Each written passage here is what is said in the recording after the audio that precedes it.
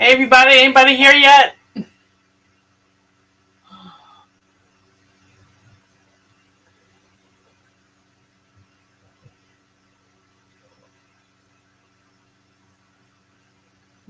Let's see. One watching. Who's here? Who's one person? Awesome.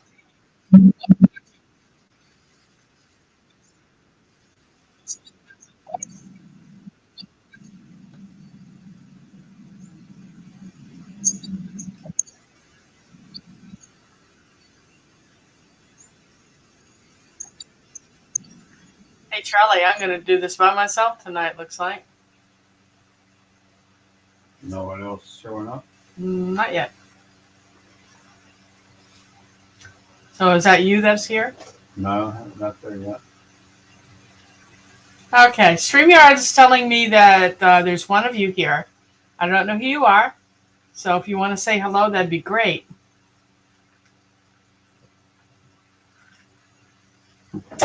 Hey Cleveland! Welcome, welcome, welcome. Happy New Year. How was your New Year celebration?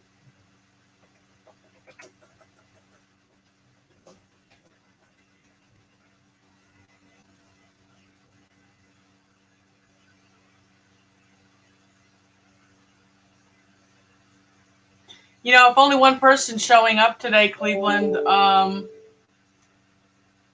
then it'll be easy to do the prize drawings, won't it? You'll get them all.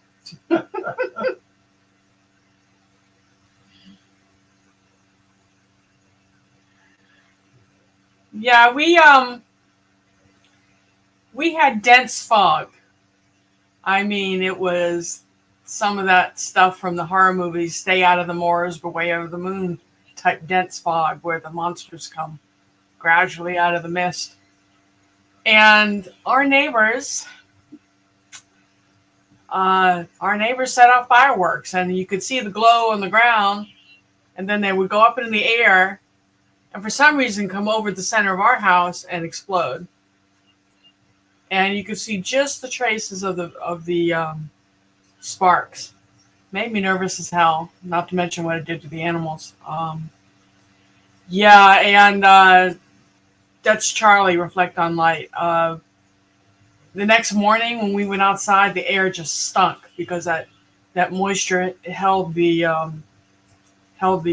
gunpowder or whatever the explosives are, and it's just terrible. It was like walking into a smoke-filled room. Um, but here we are in 2023. So who else is here? Someone else has entered. Cleveland, you got competition now for the drawings.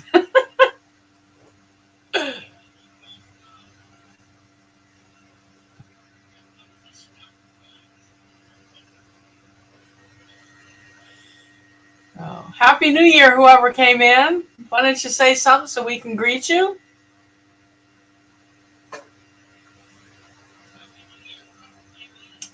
Welcome to Thankful Thursday.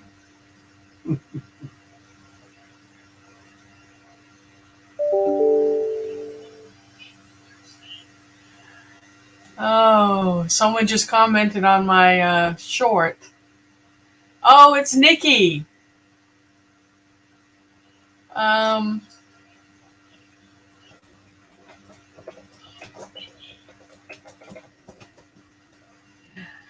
I think I'm live. Nikki, come on in. Yeah, I got a call from yes, Reflect On is, and I've got one more here who's being shy. It might be Nikki. Maybe she's coming in. Do you know Nikki Cleveland? OCD chick. Um, what was I going to say? I had a call from one of the families we helped resettle. We help refugee families, and this family was from Syria. We helped them resettle in 2015, and they've done quite well. They've bought their own house already. They've got great careers, but they got a kitty cat. And kitty cat got outside, got pregnant. Not only came back in with babies in her belly, but with fleas. So they don't want the fleas anymore, and they were just going to throw her out the door. And I said, no, no, no, we don't do that here.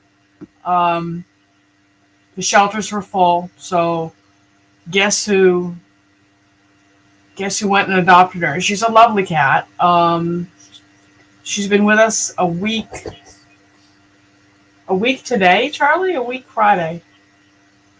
I think it's a week tomorrow, and she's adjusting well. She still has a whole bedroom to herself, and the other kitties go in, and they're starting to actually go in with her. And of course, they do a bunch of, like they're gonna have a fight, and but they don't fight. And she doesn't seem to care about the dogs. Um, so we've got 5 cats, and we've been trying to downsize on our pets, but I guess God wants us to keep sheltering. So whoever was here, we lost them. And it's 7 minutes into the broadcast, so I'm just going to start talking, and hopefully you'll chime in, Cleveland. We have a video that came out today that showed what our Arctic Blast weather did to the garden. Now, usually in Georgia, the winters, you may get 2 days, 3 days that are in the 20s and for the whole winter. And that usually occurs end of January, early February. Last year we had our 1 day, and then it went warm again up into the 40s for several days, and then it went down. It did the 2 or 3 day thing. And then we had an early spring. And everything got warm and budded out, and we had plums coming, and almonds, and all sorts of, cherry blossoms. And then all of a sudden, boom, the weather crashed. When was that? Beginning of April, I think. You remember, Charlie? Was it the beginning of April? And when the weather crashed, it went down into the teens. And luckily, we had not uncovered our citrus yet. But for those few days, those 3 or 4 days, it was in the teens, which is unusual for here, much less in April. It killed most of the fruit on the trees. All those buds were burned off. Now, we did get a good persimmon harvest this last year. So what that did was it killed the new buds, which meant our honeybees didn't have anything to forage. And then we went into a drought that lasted almost 3 months. So we ended up losing 2 of our 5 hives that did what's called absconding, which is they don't have enough to eat to provide for themselves. The whole hive picks up and leaves. And not only is that tragic because Charlie lost 2 of his hives, but because the time of year they chose to do it, which was in the fall, they really didn't have time to reestablish a hive. So those swarms probably died. Oh, good. I see more people. Hey, LP, Happy New Year. Happy New Year. So we were excited to have a pretty good winter garden going. We had bok choy, wong bok, fava beans, garlic. We planted almost 2,000 onion plants, red onions, white onions, flat onions. Ronnie, Happy New Year. All sorts of bunching onions, and we had, like, we're going to have onions out our ears. They're supposed to withstand pretty cold weather. Now, when we first went out and uncovered everything after the hard freeze hit, it was obvious that the greens in the front garden weren't going to make it. They looked like little frozen vegetable statues. And as they thawed out, they crumbled in and turned to slime. The garlic was okay. The onions kind of looked like they were going to make it, but now they're gone. I went out there today, and I did see a little bit of green coming from some of the bulbs. So maybe I'm panicking too soon, but just in case, I started all my onion seed over again. just today. And tomorrow I'll be starting my my cold crops again. So let's see, someone's talking to me here. Growing with Hudson. Welcome, welcome, welcome. So that's what I'm doing. I'm going to restart kale, wongbok, bok choy, napa, round cabbage. I've got the seed I had from Ukraine with the different kinds of sorrel, and although sorrel looks like it's coming back, sorrel and the kales from Eastern Europe. So those are going to be started literally tomorrow and Saturday, which means we'll be planting out, by the end of February, maybe? Let's see. Welcome, welcome, everyone. So that's where we are. We're just plain. We're going to ignore the fact that we lost everything and we're not eating from the garden, fresh from the garden. We have dried things, but you know what I mean. We can't go out the door anymore and just pick what we want and come in and do stir fry. But all that, we're going to restart those seeds tomorrow. But there is one crop that part of me says don't do it right now. Another part of me says, oh, go ahead. And that's the fava beans. Both of these beans, yeah, not even the chickweed survived here. Am I frozen? Just for a second. On my screen, I'm frozen. It froze over here for a second. Let's see here. It's just your screen. Oh, it's just my screen. I can't see myself on my screen. So what do I do? Don't know. Oh, pickled beets. Yum, yum, yum. Thank you, LP. LP says, sorry you lost everything, but I respect your attitude. Yeah, it's just, the weather is just, the plants here aren't used to that, and, it's not supposed to be that cold. Okay. Well, my screen's frozen. I can't see if I'm making funny faces or whatever. But anyway, here's our two kinds of fava beans that we'll be replanting. Does anyone see a problem in zone 7B, going into 8A? Do you think that they will come back and produce by the time it gets too hot to have fava beans? Am I wasting the seed?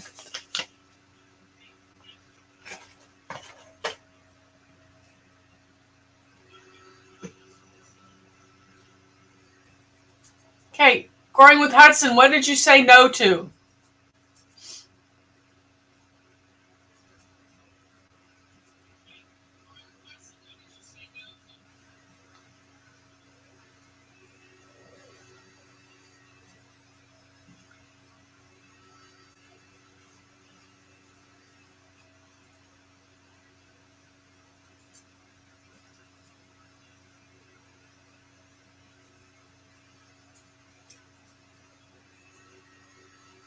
My screen wasn't frozen. Oh, okay, I see.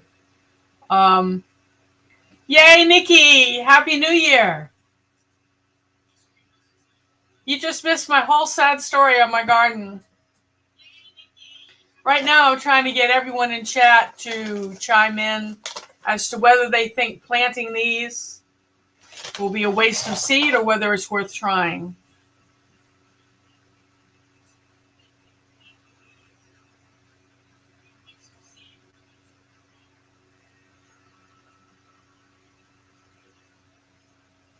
Hey, Dark Lord Manette. Happy New Year.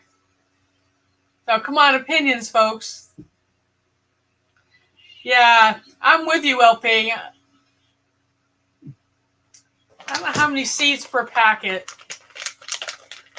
I usually will buy a big bag of seed, but they're sold out everywhere. The only place I could find fava beans was Baker Creek. Not that many seed here. Yeah, Hudson, we know that it's going to get cold for a few days and at the end of this month and possibly the end of February. But in years past, all we had to do was pull plastic over the top for that period of time, and it didn't get down into the single digits. So it might go to the teens, but that would only be like for one night and only for a few hours. So it may not be long enough to really do much damage. Succession planning, that's a good idea. The fava beans, though, sprout in 14 days. Doesn't tell me how long they take to produce. Let me look up.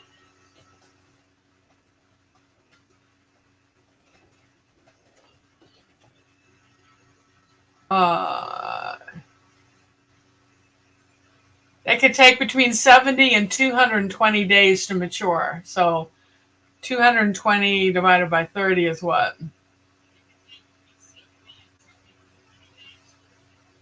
7 months? Is that right, Charlie?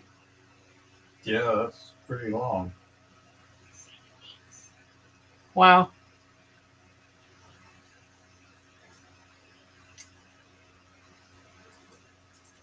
Okay, Dr. Laura Burnett says she put hers to bed for the winter and then it got covered by 3.5 feet of snow. Now you've got rain. Now you're dealing with runoff and flooding. Yeah, we had torrential rain, I guess it was last night, and it flooded our sunroom, which the plants we had lined up inside the doors of the sunroom loved it, but I won't have to water them this week. So we'll try the succession thing, and I think, someone correct me if I'm wrong, we can succession plant the green onions, the scallions, year round. Is that correct? Does anybody know?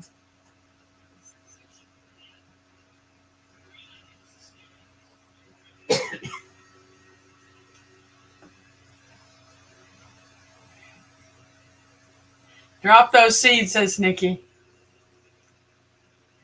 Yeah, about 3 years ago, 4 years ago now, when did we get the wisteria honey, Charlie? 2. 2 years ago. 2 years ago, we had what I call a false spring that started about now, beginning of the second week of January, and lasted until mid-February. And during that time, the only thing that budded out and bloomed was the wisteria. Now, this was the beginning of COVID, so we weren't going anywhere because I'm such high risk with my lungs. And we stayed holed up eating our farm, our homestead produce, because we've been homesteading since way before all this happened. And we're fortunate enough to have quite a few things put up. And the bees are right as you walk out my back door into my sunroom. They're right adjacent to the sunroom where you can sit in a chair and drink your coffee and watch the bees come and go. And I walked out the door and this really strong, sickening, sweet smell hit me. I mean, boom. And all the bee clubs will tell you that American foul brood, which is poisonous to the bees, will kill a whole hive, smells really sickening. And that's why I was just so convinced that's what we had going on. And I kept nagging Charlie, come check your bees, come check your bees. And he went out and opened the hives and was just about knocked over with this strong scent. And it was definitely floral. And he looked in there and he goes, everyone's healthy. They're all trying to sting him. And he says they're full of honey. And that's insane to be full of honey at the end of January, right? So he began pulling frames and putting in new frames. And they just kept producing and producing. We got 15 gallons of honey that year. But then the freeze hit again. And then it went back into a normal cycle of spring with the wildflowers, and the honey changed from, the honey that was just purely collected or made from the wisteria blooms. It went back into a general wildflower honey. But when he was pulling the frames of honey out of the hive and bringing it in the house to put it in our spinner, the scent was extremely strong. So we're like, wow, what is going on with this honey, right? And the flavor was amazing. So we ended up having to go ahead and go to the grocery store. And then when we left the house and drove up the street, during this fall, spring, um, the sides of the streets here out in the countryside were purple. I mean, it was wisteria blooms for miles. Nothing else blooming. It just wisteria blooms for miles. And I rolled the window in the truck down, and the smell hit me. And I said, that's what the honey smells like. I kid you not, y'all. This honey smells like flowers. This wisteria, and the flavor is amazing. And we may never see it again in our lifetime. It's got to have that perfect storm of bloom. So now that the weather has gone from sub-zero here to, let's see, last night it was 60 degrees. Then tonight it is going to 37, but it's been in the mid to upper 40s and 50s for the last little bit. So I'll be interested to see what happens with the harvest this year. Okay, so I'm going to look at chat and see who's come in. Welcome everyone who's entered. Happy New Year. And let's see. Reflect on Light, y'all, is Charlie. So say hi to Charlie. LP is in 6As. And you've had them survive the winter covered. Yeah, the bunching onions. So that tells you how cold it was here.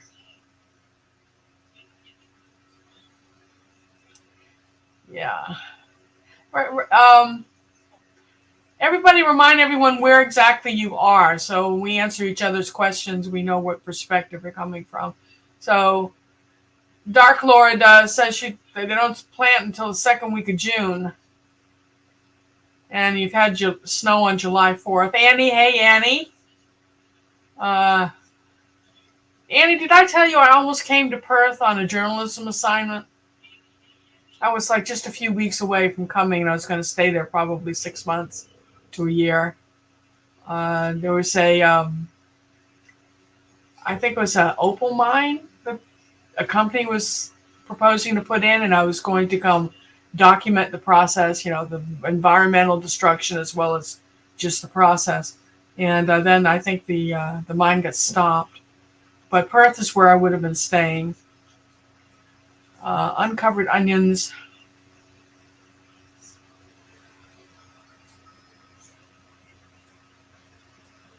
Okay, LP says the uncovered onions appear to still be there. Are they alive? You talking about ours? We have about 90 planted in the hugelkultur, and I noticed some of them have little green things coming, but the bulbs are so tiny. I think the jury's still out on those. All those onions we planted down the hill in the raised beds that are lower to the ground, they're toast. Did you notice any kind of life at all there, Charlie? No. Can't even see them, find them. He says he can't even find them. And then we have green stalk planters that I planted the bunching onions in, and we have maybe just 3 or 4 out of a couple of hundred that I put in those. Gardening Warrior, welcome. She says, yes, scallions can be succession planted, but you can also do cut and come again. Yes, just use the greens, right?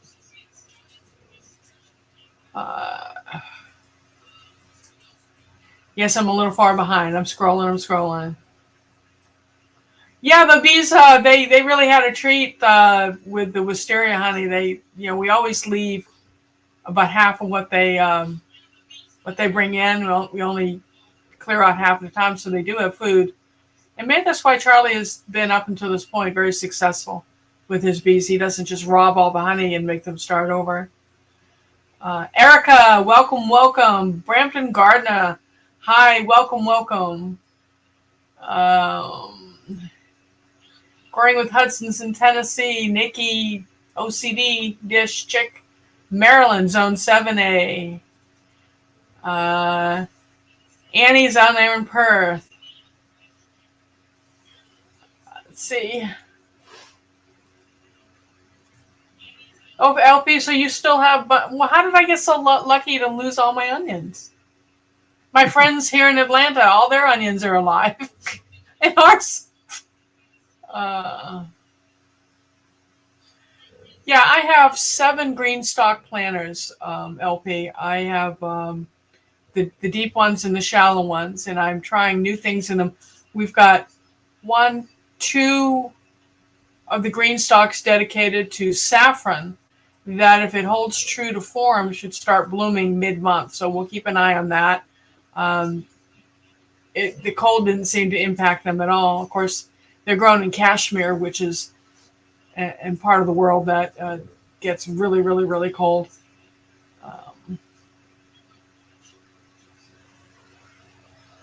Garden Warrior is in Eastern Washington, 6A. Perhaps the variety of onion I had Valdelia variety, which are mostly grown in Georgia. It's a short day oven onion. I had different varieties: red Creole, spicy, yellow Granix, Timothy, and 2 other varieties that were hybrids that are supposed to be grown in this area, acclimated to this area. So I never plant all my seeds, so I just started all that over. Not in such high quantity, because I don't know if they're going to survive. Now, 7 green stalks. The only catch is onion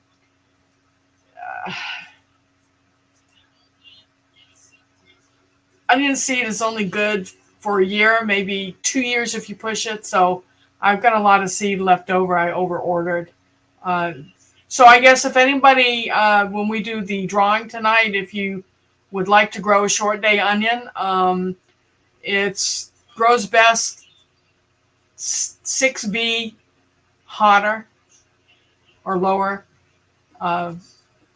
So if you're in those zones and you want onions when we do the drawings, just holler out onions and we'll do that, okay? Yeah, Charlie says the rosemary looks sick. We're going to have to replant our rosemary and our lavender. 7 green stalks. Yes, some of the gardening I teach, the raised bed gardening, is vertical gardening, because a lot of people live in townhouses or apartments where they only have like a little balcony or patio, and the answer to growing some of their foods are the green stalks or stacking garden. So I try to have 1 or 2 I can take in and out of production. Although the ones with the saffron, they have to stay saffron. But it's a good teaching tool. Annie has bumper crops of tomatoes and onions. I am jealous. Annie, there in Perth, are you growing a long day or a short day? Hey, Tony. Welcome, Tony. Barb's Country Home. Welcome, welcome, welcome. All right, so let's talk about, now you know my sad story and what I'm battling and how I'm going to approach overcoming the loss, right? So let's talk about you. Does anyone want to pop up on my screen? If you do, I've got to figure out how to put the link up. If you have StreamYard, if you're a content provider, you may have StreamYard. Let's see, how do I do that? I don't know how. Tony just bought a property, y'all. Everyone congratulate Tony's. Are you all moved in, Tony? Tell us what you bought.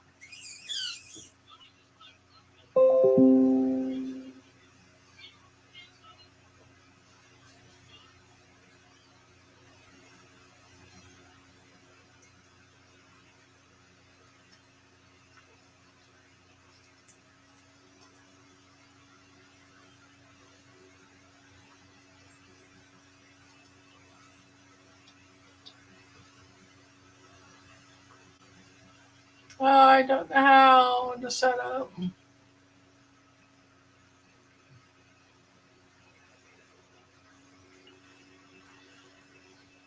Tony, tell us about what you bought. I think he bought a 7-acre farm in God's country. It's all God's country. You made it all. So he's got big dreams. I'm going to let Tony talk. I'll read what he's saying for everyone. Hey, Barb. Nikki, how do I add the URL to join the broadcast at the top of my screen? Do you know?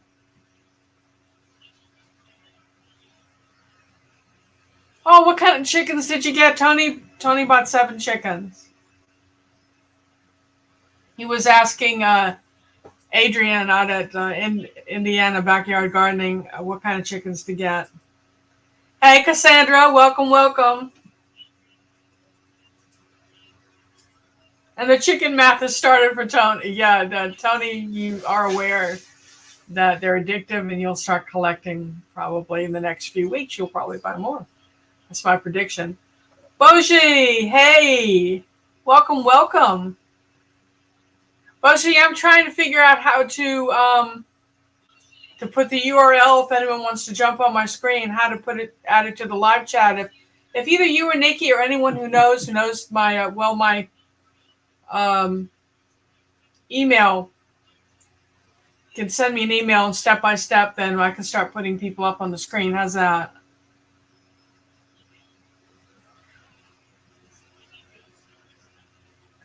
Okay, I just saw something funny. Oh, you already want 5 more. Tony, may I suggest you get some Muscovy ducks? Cassandra says my owie ointment saved my hand that you burned. Oh, you burned it. Yeah. It healed you in a couple of days, I bet. Did it take the pain out?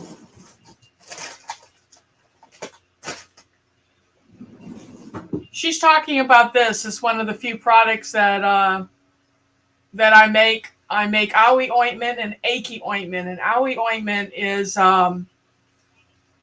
made from plantain weed. And my achy ointment is comfrey, and the comfrey is right now got totally burned out with the freeze, but it is coming back. So I will be making, I've been saying that a year, I know. I will be making some achy ointment, which is great for sore muscles, bursitis, arthritis, to rub on your skin. This is also good stuff made with the plantain for chapped lips, wounds. So Cassandra says it saved your hand. Your mods can add the link. What link?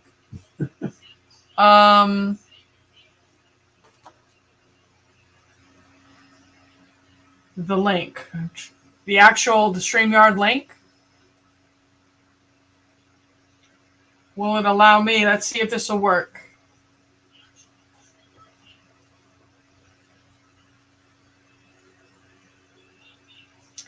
Yeah, Barb, I'll be making more as soon as the plantain starts coming back. I've seen it. It's about that tall out there right now. Cassandra says the owie ointment took the pain away in just a few minutes, and the blisters were gone the next day. Well, that's really encouraging. Are you using it on your dry skin? Because I know that's why you wanted it. Hey, Erica. Did that link work? Was it viable that I put there?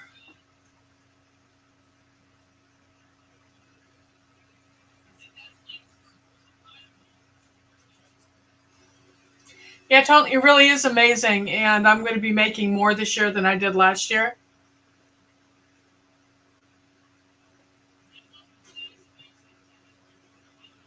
Okay. Did you click to join? I want to see what that looks like. How do I know there's someone asking to come in?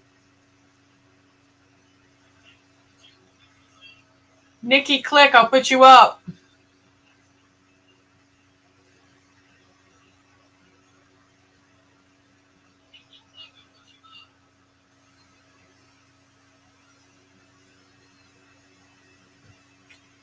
What does this do? I hit the double people thing.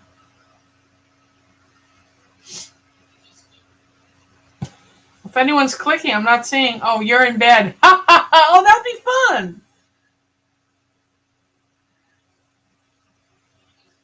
And Cassandra doesn't live too far from me. She says it's helping with her dry skin.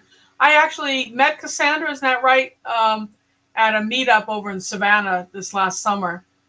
And she was able to try some of there. It only took me 6 months to get her a sample. Actually, I sent her a tub for Christmas.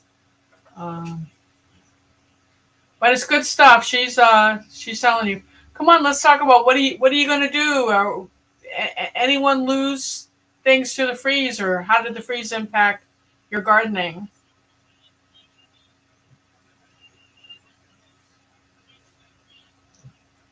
Okay, so Bushy, the link is there, I guess.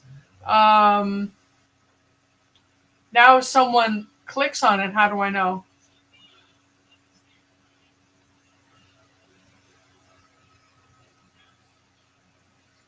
Oh no, that Nikki says her husband's asleep next to him. I think it'd be hilarious to turn the camera on him, especially if he snores. But that's my sense of humor. That is my sense of humor. Cassandra, what all did you lose? What did you have? Uh-oh, Tony's hurting. He has 0 pepper plants. He does snore. Wouldn't it be hilarious?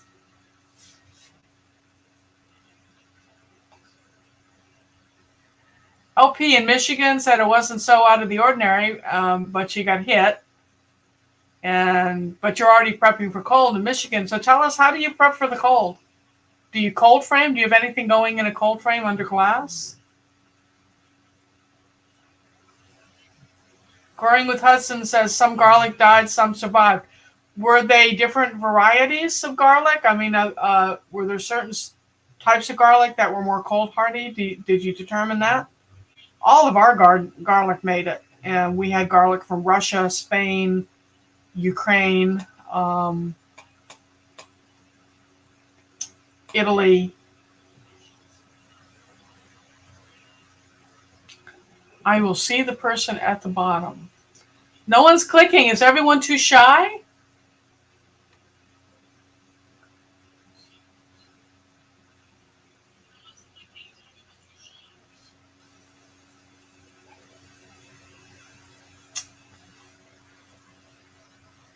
Yeah, Tony, you'd have to check on when you plant garlic where you are. Does anyone know when garlic goes in Indiana?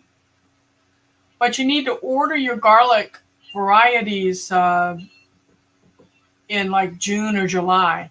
And the growers will open the registration for your garlic. You have to pre-order at the end of June, early July usually, and they'll sell out by mid-July. So Tony, if you're wanting to plant garlic, that's when to start looking at the sites. And just Google seed garlic for sale, and it'll give you whoever's in your region. I use Keene, and then I found a family farm in North Georgia this year, and the garlic they sent us took forever to come up, but the Keene garlic was up in a very short period of time. And personally, I like a hardneck garlic. It's got a center, and it sends up scapes, the bloom spikes in the spring. And I like clipping those and sauteing them in butter and putting them with eggs or over steak or over rice. They're excellent. And that's a hardneck garlic. And the soft neck gives you more cloves, but they don't give you scapes.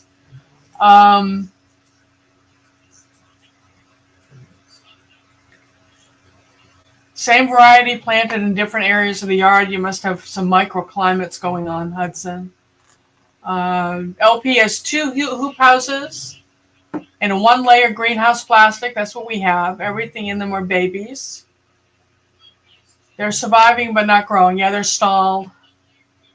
Cassandra lost collards, cabbages, bok choy, pak choy, broccoli, red Russian kale, and various lettuces all gone. We had all that planted too, but the kale made it. And the collard greens are coming back from the stem. So I hope you didn't pull it up. If the stems are still firm, they're going to pop out new leaves. I promise you. Did you pull them all up? LP has Bates collards that have been growing since 2021. Yes, they'll go for years. Sage plant is holding on, though looking rough. Oh, Tony, yeah, there are varieties that's going to flip you out, man. You're going to turn like you are with the peppers, you're going to be with the garlic. Oh, Nikki knows I'm not watching the StreamYard screen. So she clicked to get out real quick. Good for you, Nikki. LP used Keen again this year and ordered in October. Oh, so they still had some in October. Yeah, I don't have luck with MI Gardner things. They don't germinate well for me for some reason. But Keen, I'm not going to tell you how much I spent because Charlie's sitting here on the garlic.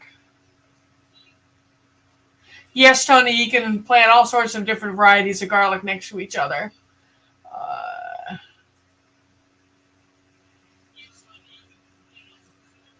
Yeah, LP says it gets cold and they get cold and snow every year, so they're amazed that the collards are still growing. Snow is actually an insulator, and for things that are frost hardy, it can actually help them through temperatures like we had here with nothing there to help our plants, and we did cover our plants. Cassandra, I come back to another live and let us know if your collards come back. I think they probably will. LP wants Tony to label. We're going to crack up at the labeling, right, Charlie? Yes. We went to the expense of getting markers and a pen that's supposed to be weather resistant, and we labeled things.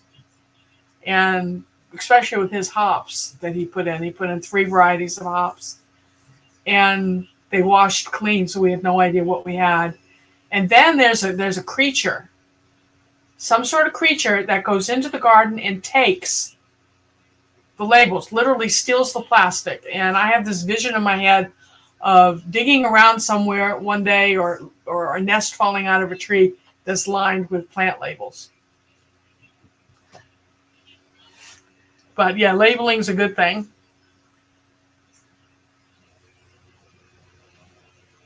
Yeah. Yeah, Dark Lord Man, we have how many plops plants? We probably have one of each variety left, and I'd like to get rid of all but one of the hops vines. We tried last year digging them all up, and we couldn't sell them. No one would buy them because we didn't know what they were. And usually people who grow to make beer are very, very, very choosy as to the type of hops they grow. And we were growing it for medicinal uses. It's a sedative that you can boil like tea and drink before bed that helps you sleep. But one plant produces so many hops, and we never use it all. So I said, you know what? Why have 25 feet of several dozen hops plants? So we pulled everything up, or thought we did, but evidently left enough of the root for it to come back. The other 2 varieties. So if you want those, drop me a note. And let me know and send me your email. I mean, your post, your snail mail address, and I'll see what I can do to get your root or 2. But I have to warn you, you've got to give them room to run. I think what they get 85 feet long, Charlie. Yeah. So you've got to have quite a fence line or a trellis. Yeah, label stealers. Barb has carrots, cabbage, onions, and a variety of peppies growing southeast Texas. Over near Tyler. I've been to Tyler. I've been to Dallas and Tyler. I made a documentary out there.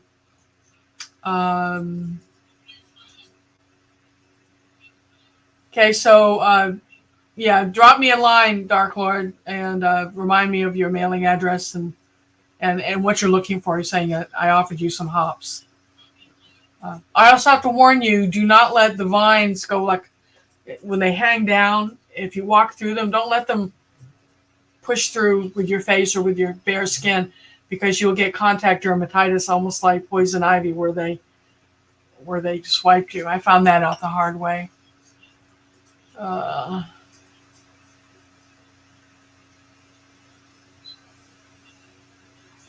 I gotta look and see what Hudson said about their garlic.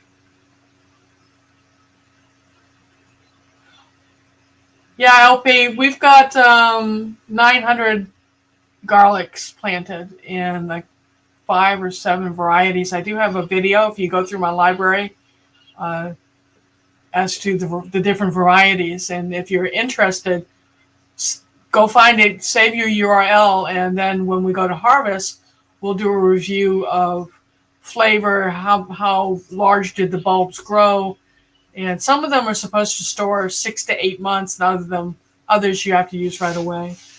So Barb's in Galveston. He gets all the weather out the Gulf probably. You have to keep us posted when that season hits, Barb.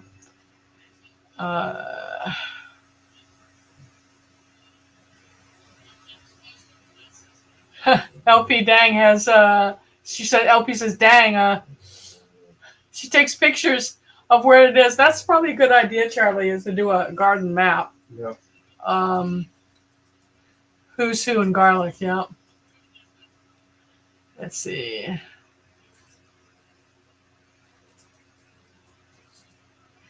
Dark Lord, you don't really grow hops from seed, you go from root cuttings. And just that, I mean, I pulled up whole plants, so the part of the roots that were breaking off were probably that big, and they produced plants this year. So they popped up and surprised us. Yes, 900. So everything survived the freeze. I mean, we got to -7. I think the Friday before Christmas.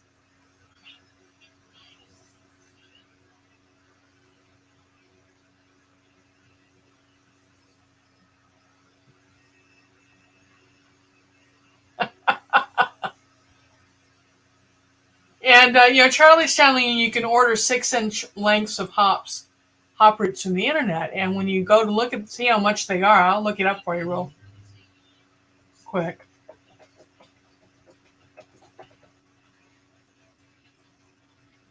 Yeah, they can go anywhere from $17 for just one little piece to $30 or $40 for the same piece, a rhizome.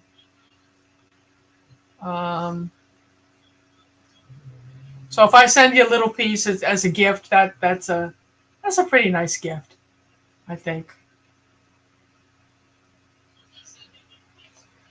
Hudson wants to know what varieties you bought, and his answer is going to be, Charlie, what kind of hops did you buy? Did you hear that? He's going to look them up.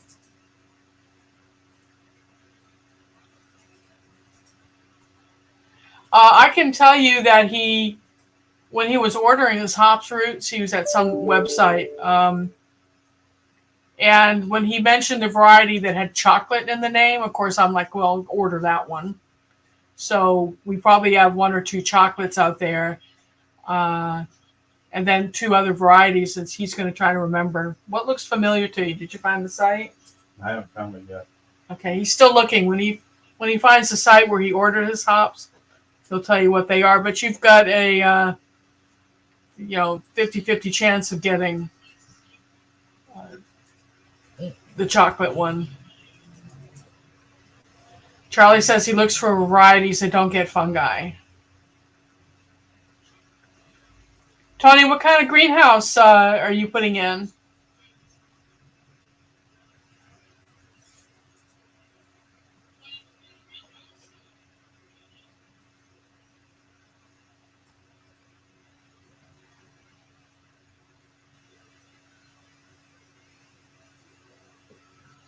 And they're very susceptible to mildew.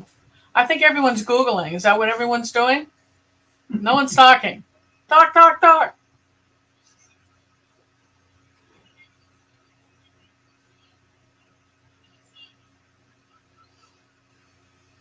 $10 by $18 already up. Glass. Did you remember to get, is it tempered glass, Charlie? The greenhouse glass, Tony? Otherwise it's going to shatter. Especially if you have it on the ceiling.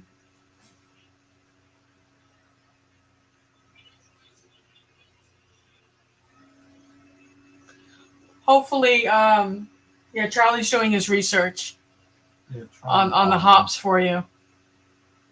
It's greenhouse glass. Good boy. Now, Tony, I'm expecting you to send me photos, and if it's okay with you, I'll share them with our audience.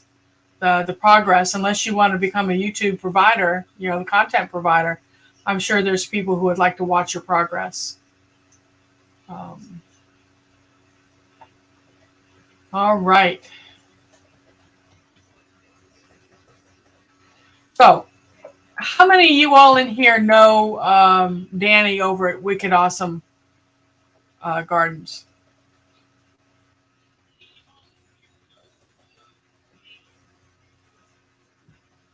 Show of icons. Who knows Danny? You got kicked off. You kicked off this site, or did you get kicked off? Okay, so two of us. I haven't seen David Gray. Has anybody seen David Gray lately? He usually came to all my lives, and I sent him a Christmas present. Actually, he bought my possum scarf, but I tucked in a couple of gifts, and I've been looking for him.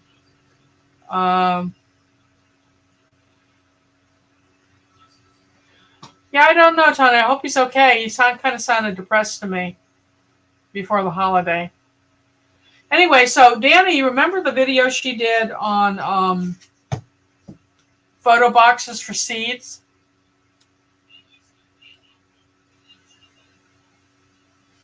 Okay.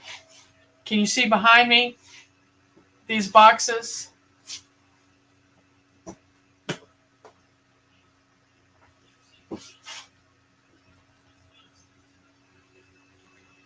Okay, Gardening Warrior says she saw David Gray a few days ago. I'm going to have to send him an email. Maybe my scarf which wasn't as nice as he thought, and he doesn't want to talk to me. Yeah, this is Danny's fault, Dark Lord. And look how many boxes I had to buy to accommodate my seed. I only have maybe a third of one of these boxes free to fill with more seed, and I haven't actually gone through the seed that I collected. But I've got them labeled alphabetically, and the black box is totally peppers. Barb, there's 19 cases in each box that each contain maybe 5 to 7 packets of seed. Nikki, I need help. You think you're OCD?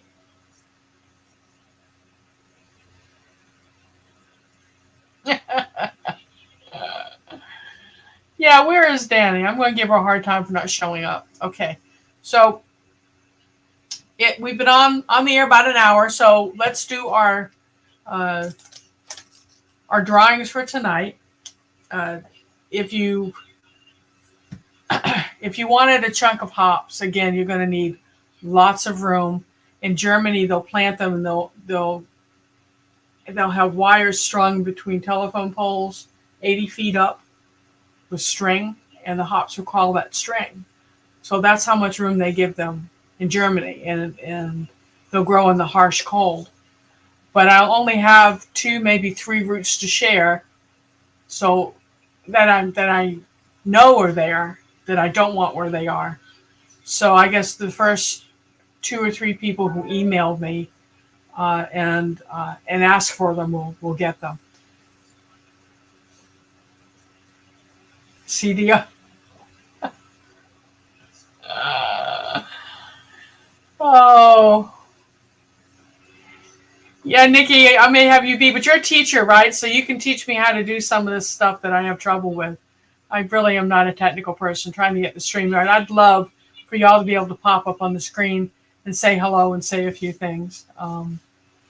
Maybe you can email me, or we can get on the phone, eh? Yeah, that was a good one for Dark Lord. We've lost a couple of people. Okay, so which means we're boring. So let's I want to show you. We made these. I've got a video coming out. This is a fruit ball. And there are 9 types of dried fruit in here that Charlie ground up with a hand grinder. And then we ground up nuts and rolled the fruit.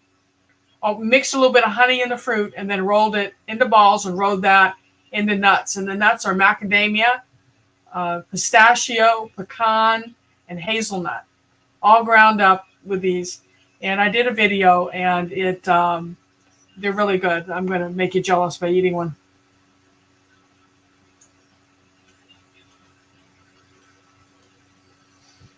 You want one, honey?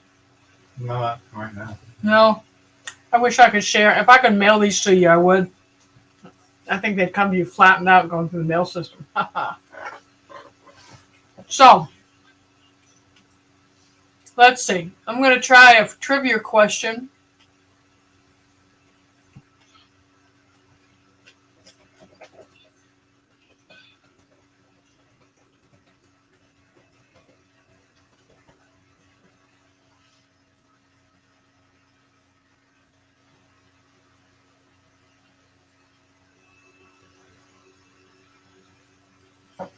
All right. You ready to cringe? Give me the name of 2 types of reptiles, yes, reptiles, that give live birth. The first and third person who give me 2 types of reptiles that give live birth will get a chance to pick from the seed boxes behind me. No. Actual name of the type of snake or lizards. Hudson.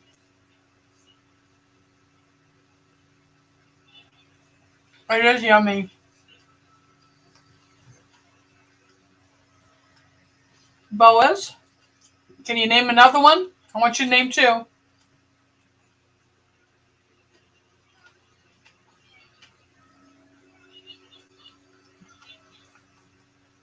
Oh, alligators eat, alligators lay eggs.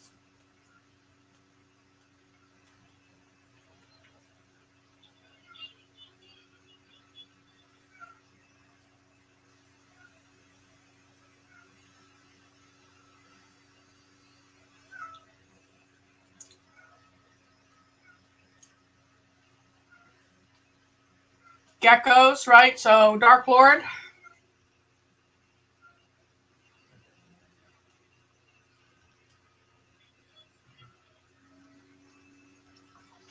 I can hear the Google wheels turning. Yes, Barb, some snakes do have live birth, but can you name them? Garter snakes? Let me check that out.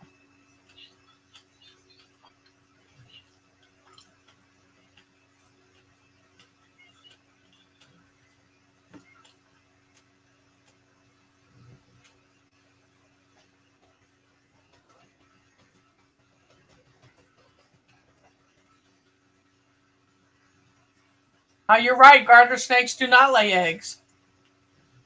You know what the garter snake does for you in the garden?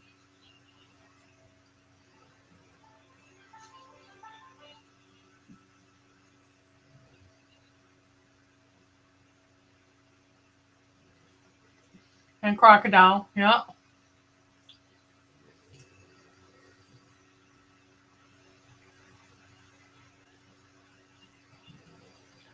Dark Lord said there was a boa at school as a kid, and geckos. They saw geckos on our trip to Hawaii.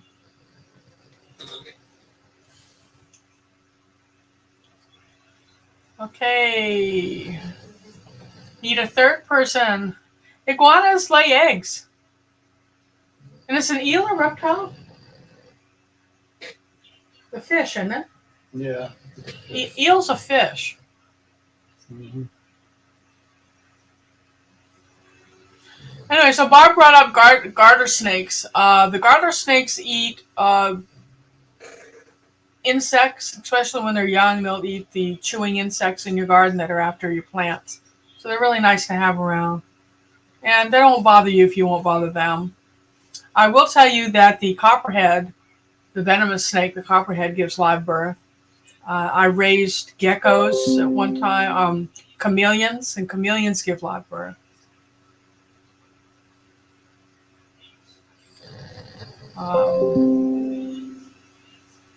If you follow politics, McCarthy lost another vote. That's what those alarms are. He just won't give up. Let's see.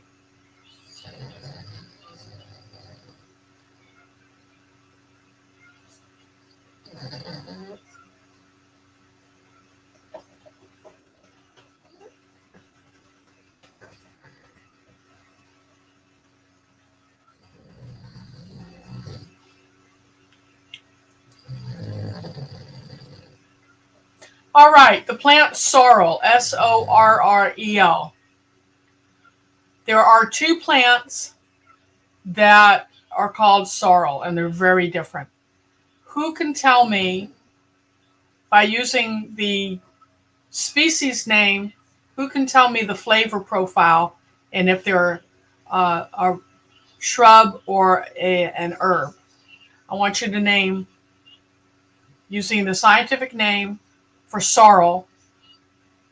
There are two types of sorrel out there.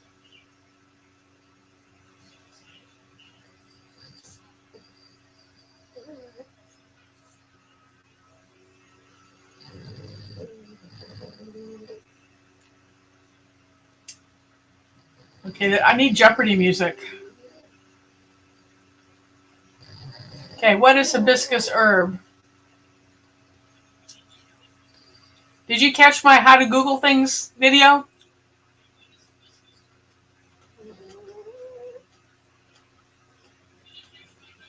Come on, Tony.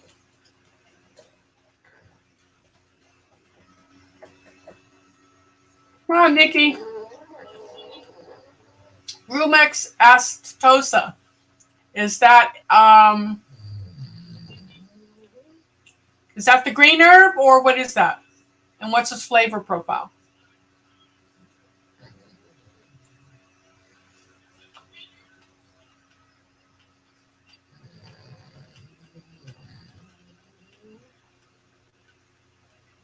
Right? What's the flavor profile of those? That's right. The Rumex asterosa is garden sorrel.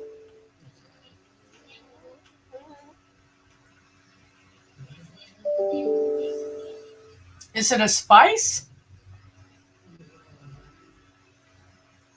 Lemony. That's right. The Rumex sorrel, R-U-M-E-X, and Dark Lord got that one, is an herbaceous plant grown in Europe that is lemony, very tart, very lemony, and I make soup with it. I use it in raw salads to spice up. It adds a really refreshing lemony flavor to salad greens. Put it in sandwiches. And there are several varieties. It's French sorrel, also known as French sorrel. But Nikki was talking about a different kind of sorrel. Nikki, what kind of sorrel were you telling us about that's sweet?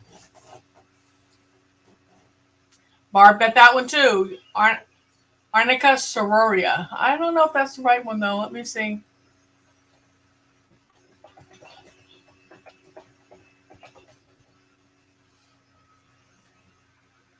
The sorrel I'm talking about is Hibiscus sabdarifa.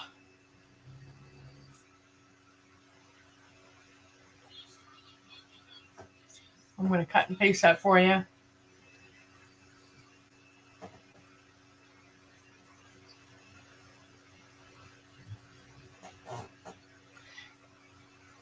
Yeah, well, that's what I asked Nikki. Nikki says she was thinking the Jamaican sorrel. That's why I said there are two kinds. One's herbaceous and one is a shrub, which is the Jamaican sorrel. I just posted its scientific name. And Dark Lord has not heard of that. Dark Lord, it's basically you pick the calyx of the bud, the flower. It's really in the hibiscus family. It's a red flower, and when the bulb closes back after it's flowered, it's a kind of a the licorice candies, the cherry candies. It's kind of that color, and that's when you pick them and dry them. If you've ever had red zinger tea, you can buy it off the shelf. It's got these sorrel blossoms in it, and it's a very fruity, sweet, tart flavor. You can get it now that we have people from the Caribbean everywhere. They have their own grocery stores. You can find them there. That's right, Barb. It's like a tart, sour green apple. Extremely high in vitamin C. Extremely high in vitamin C. Yeah, if that's what you like, if you like that flavor, Dark Lord, then you're going to look for the dried sorrel either online or whatever. I can't get it to grow in this area, but I've seen when I was taking my herbal classes for herbal medicine certification. My teacher is in North Carolina, and she's growing it, and it blooms for her. It won't bloom for me here. I think we have a very strange growing environment in our little patch of heaven. Okay, so Nikki. Okay, so this is going to be a little different.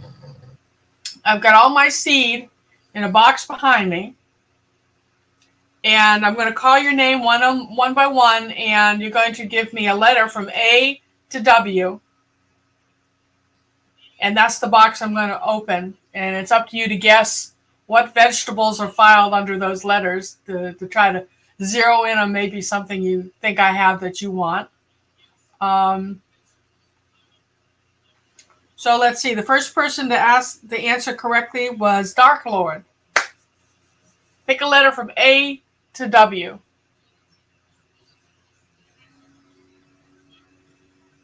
And we'll talk about the tea while we wait. Come on, everyone talk. Come in. Say something.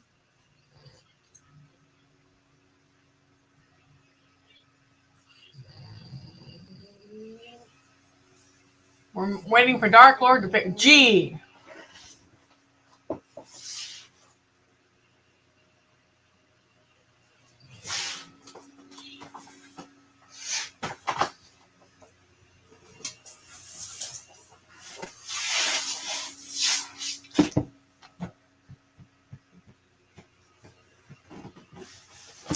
Okay. You chose G. Pick a number between 1 and 19.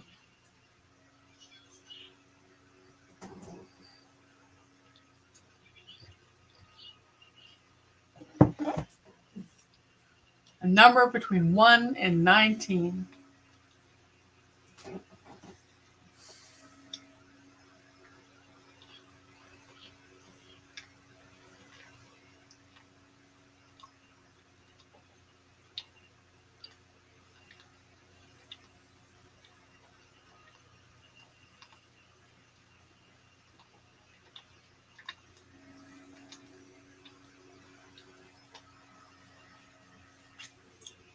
I'm trying to. There you go.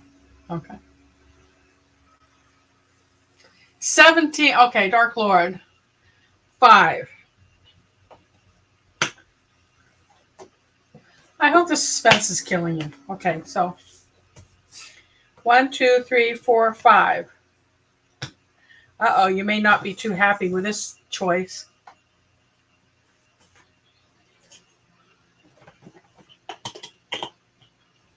You have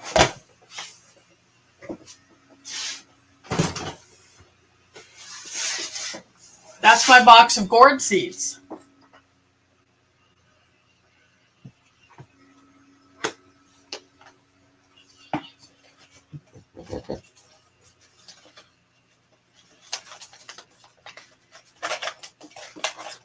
Now pick a number between 1. This is Dark Lord. Pick a number between 1 and 8, and that's the type of seed I'll send you.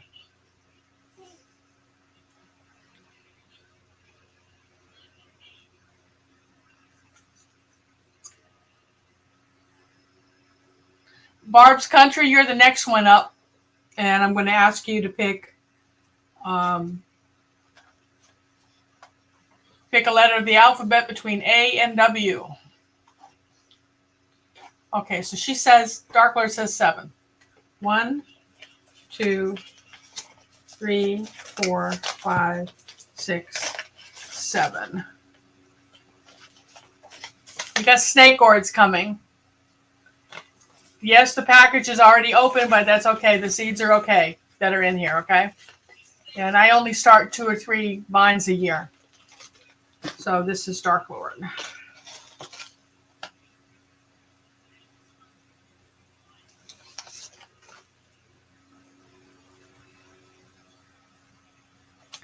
Alrighty. So now we're waiting for Barb. Barb, pick a letter, any letter. And Nikki, you're next. So be thinking about your letter.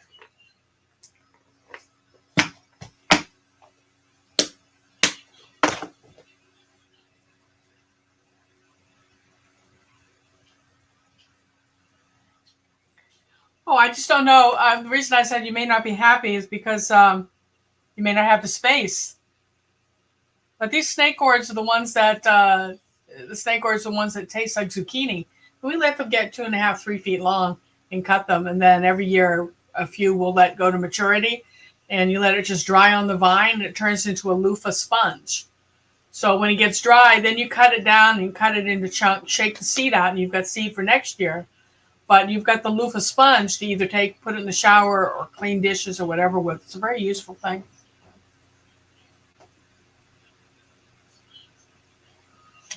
Okay, I think Nikki is asleep, maybe, and Barb? Oh, Nikki's still here. Barb's still here. Barb, we're waiting on you to pick a letter, any letter. Okay. Nikki's letter P, number 2.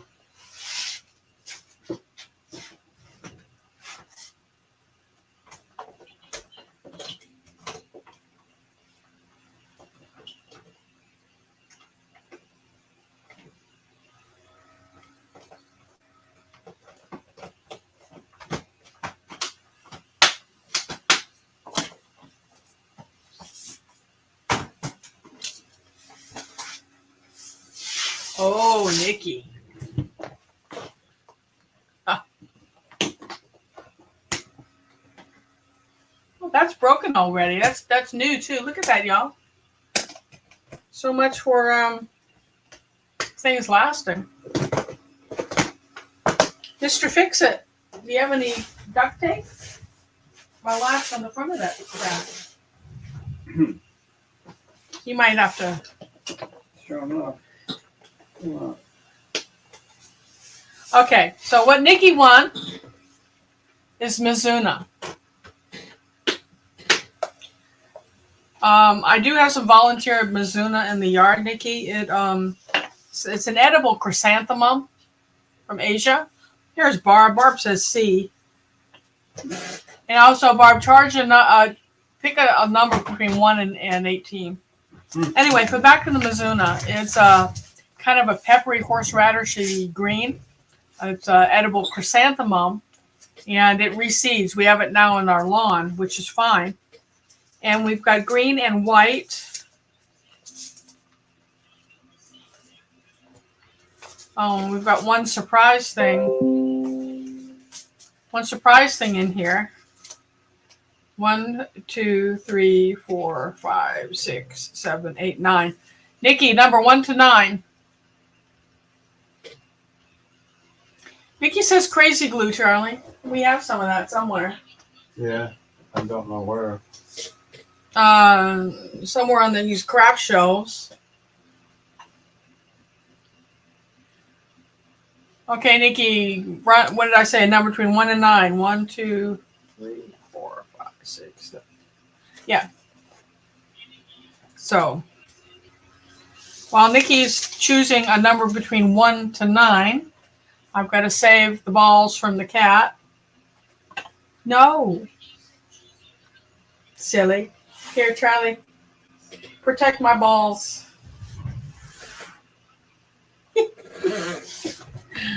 And this is what happens when I get the brush out. Huh? Oh, this is Brucey the garden cat. If you watch my videos, you'll know him. Okay, so Nikki says 3. 1, 2, 3. Nikki, you have white Mizuna coming your way. I'll probably repackage it because there's a tear in the back. It'll probably fall out in an envelope, so I'll repackage that for you.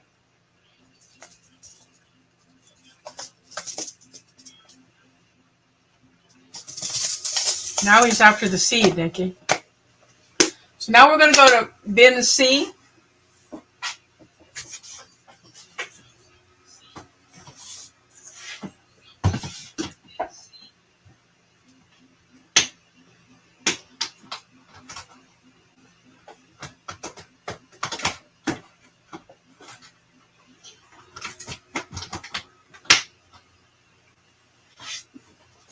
Okay, pick a number between 1 and 18, Barb.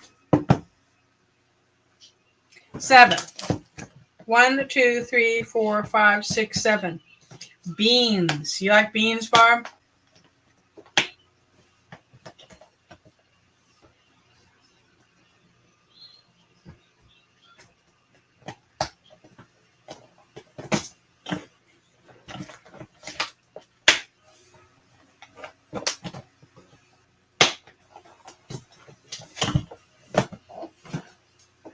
Well, growing with Hudson, we're going to do this again. I'm going to do 3 more people. So not if you're thinking about leaving, and if you haven't won, then stick around a little bit. But the 3 people who won, I'm going to ask you to let the other people bid, if you would. 1, 2, 3, 4, 5. Pick a number between 1 and 15, Barb.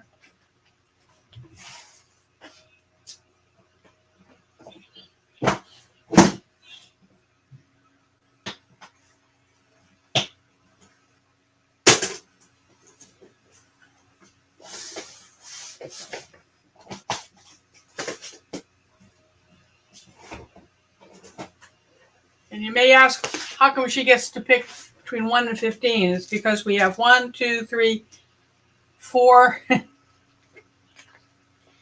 4 boxes of beans. Your friend here kind of goes overboard on seed. So we'll count into the boxes to find out. You're welcome, Dark Lord.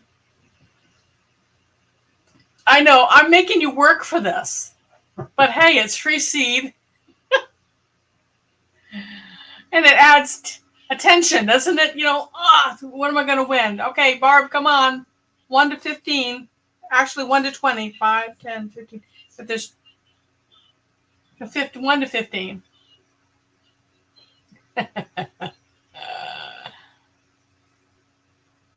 So far, we've given away Snake Gourd, Mizuna, and now Barb is going to choose her beans. Has Barb fallen asleep?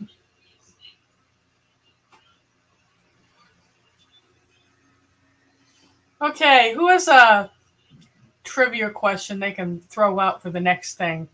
Let's see.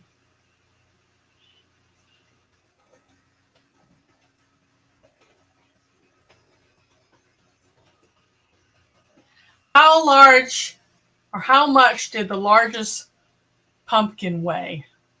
Oh, boy.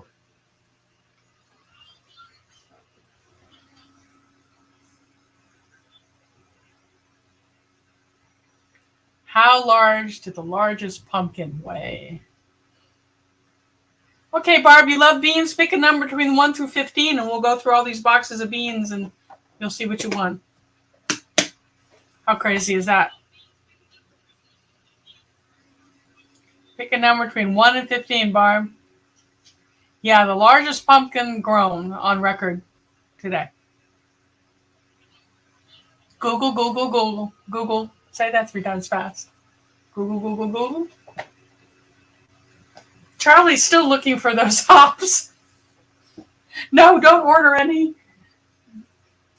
Have you found anything familiar?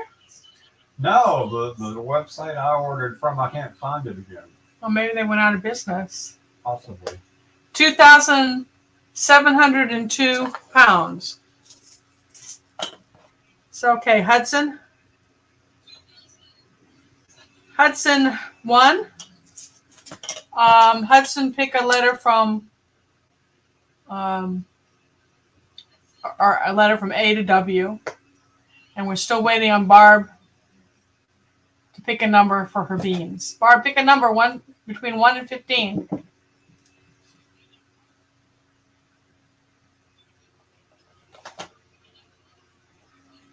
Can you imagine a 2,000-pound squash?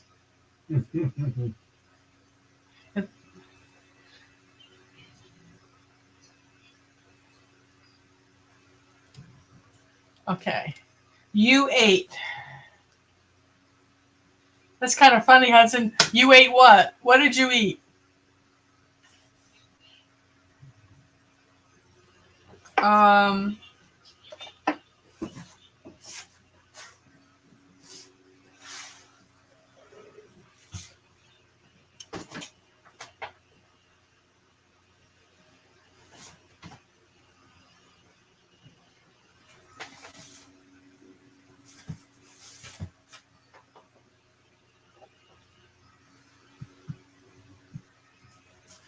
There's only 5 different things in the U box.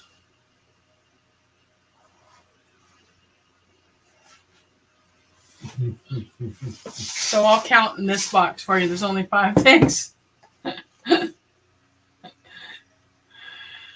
So what did Gardner say?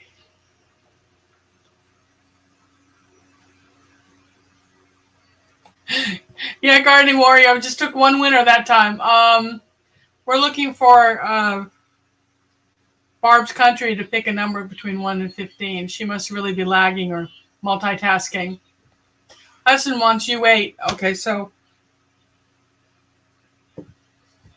Swiss chard. How does that sound?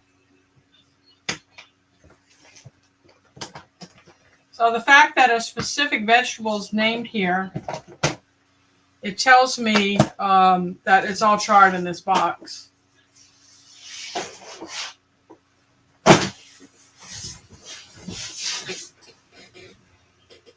Gardening Warrior, we're talking to Barb's Country Home, but I'll go ahead and send something to you anyway. Okay, so Hudson.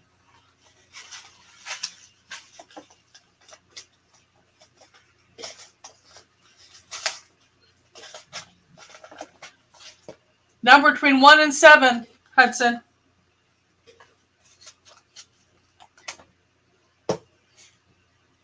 Barb's Country Home, we're looking for a number between 1 to 15 from you. Growing with Hudson, 7. 1, 2, 3, 4, 5, 6, 7. Ooh. Do you like chard, Hudson?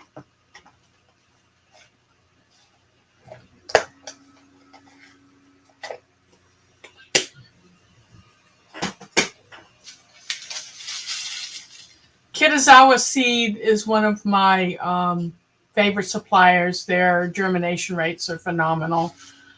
This is magenta or magenta sunset. 53 to 60 days to maturity. If you use it as a cut and come again, in other words, just harvest leaves from the outside of the plant, you can keep this going a year.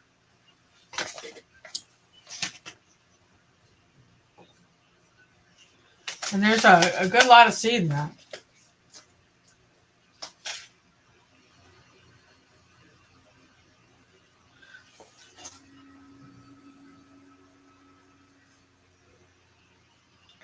Okay, now we're going to look back at Gardening Warrior Q.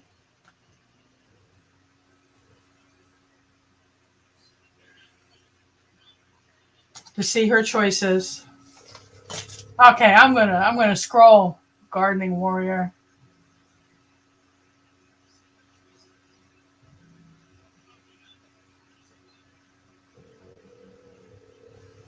Nikki, sing for us or something to keep everyone entertained while I do this. Let's see. Boji, did you leave? Garden Warrior says Q7.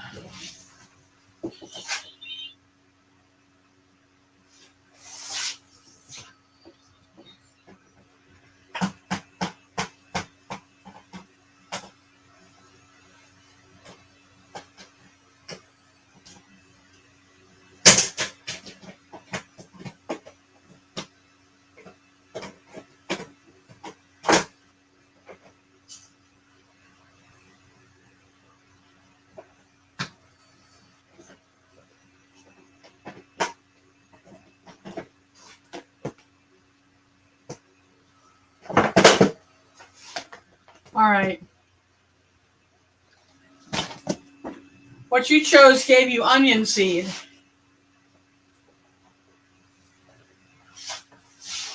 Now these are short day onions, Valdeia variety. And I have 1, 2, 3, 4, 5 boxes of different types of seed. So I know it's going to make you crazy the way I'm doing this, but I think it's fun.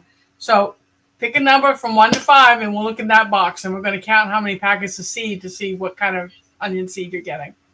So number from 1 to 5, Gardening Warrior.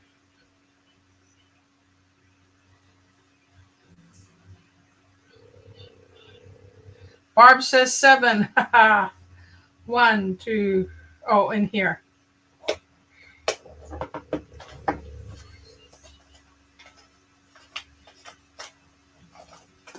So next packet.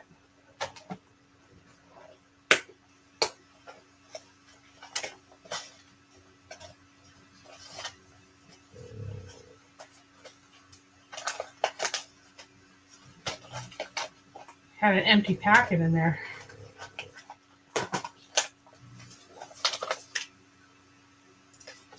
Painted Lady runner beans. Painted Lady runner beans for Barb's Country Garden. Have you grown these before, Barb?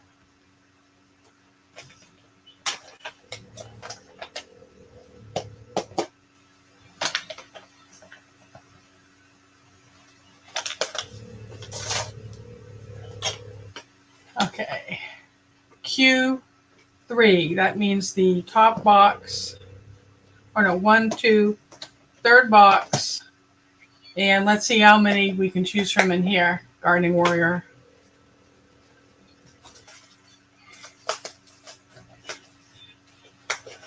One or two?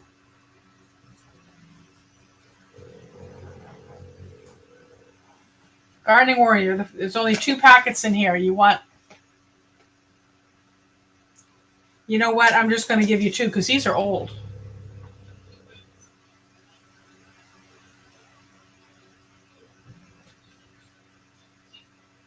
Yeah, these are old. I'm not sure those are viable. So I'll send you this year.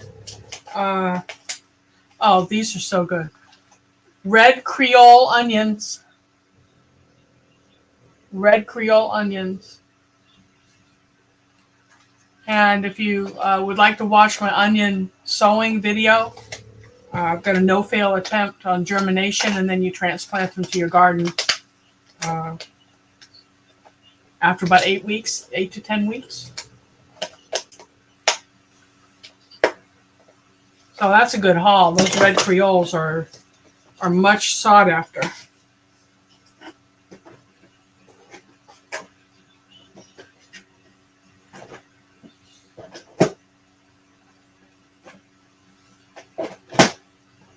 Be right with you. Charlie, you want to come up with another trivia question?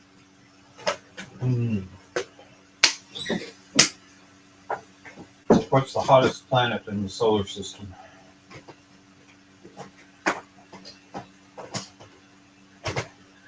Okay, last contest. Yeah, gardening. If you're winning tonight and you haven't won with me before, or even if you have, my email should be scrolling on the bottom of the screen. Drop me an email with your mailing address and tell me what you won, okay? Because I'm senile and I won't remember. So,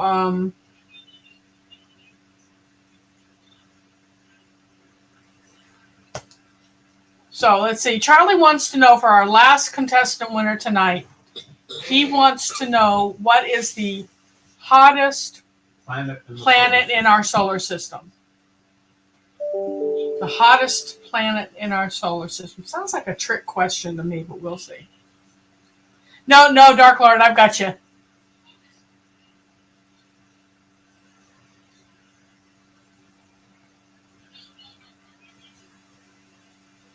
Cassandra says Venus. She's right. She's right. So, Cassandra, letter from A to W.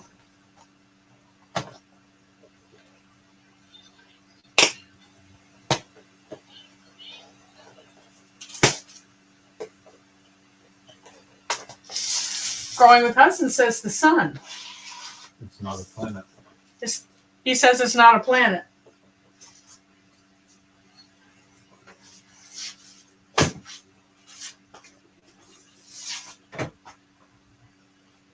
Cassandra says D.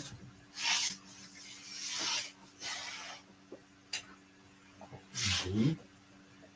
There's a planet D? No, Cassandra won. She was smart. Oh. Got to come up with a catchy phrase like you were smart. Anyway. Yeah. Okay, so a number between 1 and 18, Cassandra. Anybody want a garden cat? I wouldn't part with him. What are you doing? Are you gonna drink my Dr. Pepper?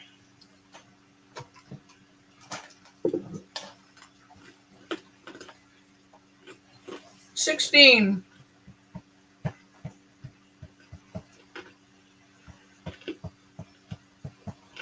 Oh. This is something that grows here really well.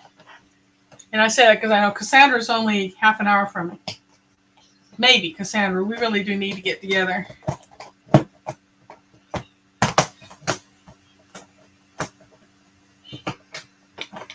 I don't think I'll be going to that meetup this spring. I don't know if I'm welcome or not. Okay, so what you've got here, I've got it labeled as kohlrabi and turnips. That's how many packets you have to spin the wheel with here.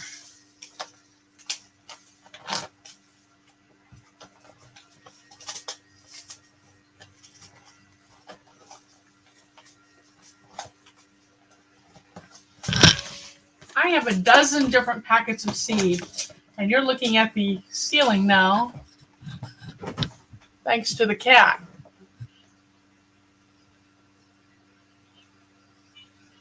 Did you get a nice view of my ceiling?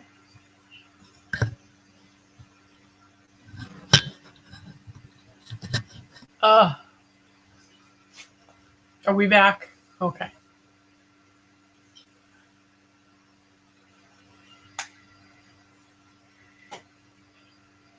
Okay, Cassandra, a number between 1 and 12. Yeah. He's 19 years old. Can you believe it, Dark Lord? Our creatures tend to live longer than they're supposed to. I just had a possum die at 4. They usually only live 2 years. 9, says Cassandra.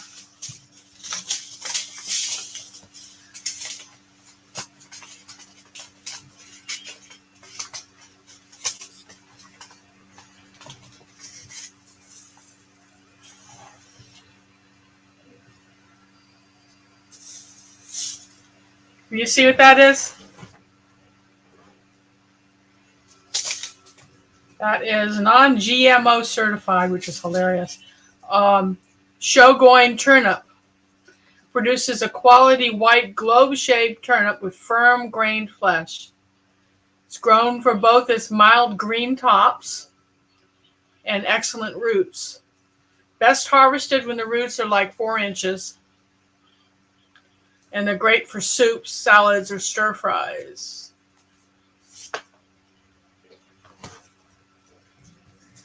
So what I do with my pen, did y'all see what I did with my pen? Gotta write Cassandra's name on that. Cassandra, you know my email, right? Just in case I didn't keep your,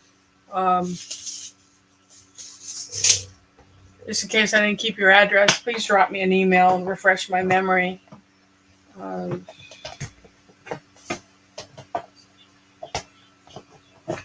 So, how's that for broadcast?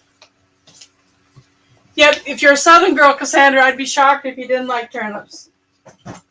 You and Charlie. I never get any. He eats them in the garden. He'll bring the greens for me to cook, but he'll stand there and eat the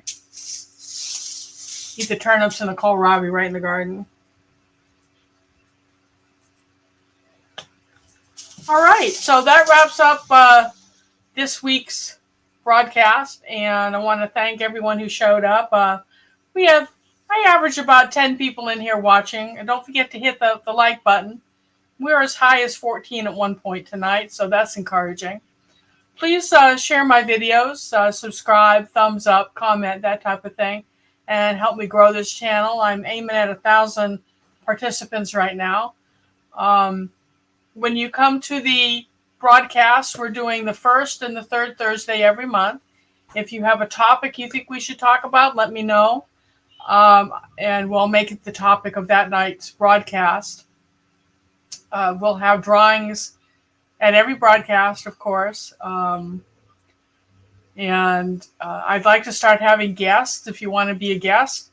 And if you want to be a guest and we set it up in advance, I do know how to add you so that you can pop up on the screen. So anyone is welcome that has StreamYard and a camera to come online, and we can do that. That's fun. Going with Hudson is saying, are we going to the expo this year? Which expo? And where is it? Was it fun, Nikki, or y'all just being nice to me? Night, Tony.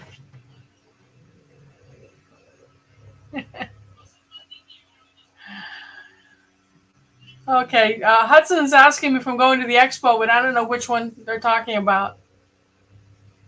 Oh, in Savannah. I don't think I'm welcome there. We'll see. I'll send them a note, see if they're, see if I'm welcome there.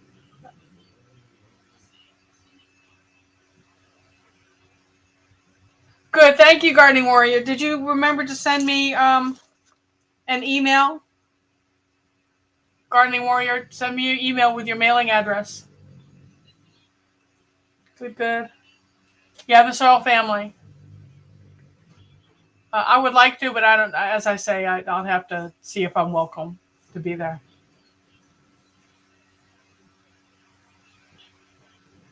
What are you saying, Gardening? Oh, she's Dark Lord Man's already patterned. Dark Lord Man, tell them how many people you live with in your house. They'll understand that. Yes, Growing with Hudson, I was there. I was there, but the chemistry isn't very good between us right now, so I don't know. We'll see.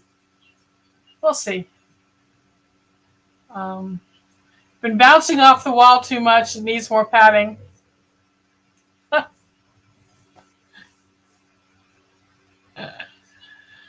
Okay, good gardening. So that's about it for tonight. We've been on almost 2 hours, and I know from having taught at community college that people only pay attention as long as their buns, they can still feel their butts, and they start going numb in an hour. So let's not be numb butts. So next week, next 2 weeks from tonight is when we'll have our next live. And I've got to come up with an idea. If you have an idea what you'd like us to talk about next time, drop me a line. If you want to be a guest and pop up on the screen and help us have fun, drop me a line, and we'll make. We usually meet 10 to 15 minutes before the broadcast to make sure all the components are working. And so I really enjoyed tonight, and thank you all for your time. And until next time, see ya.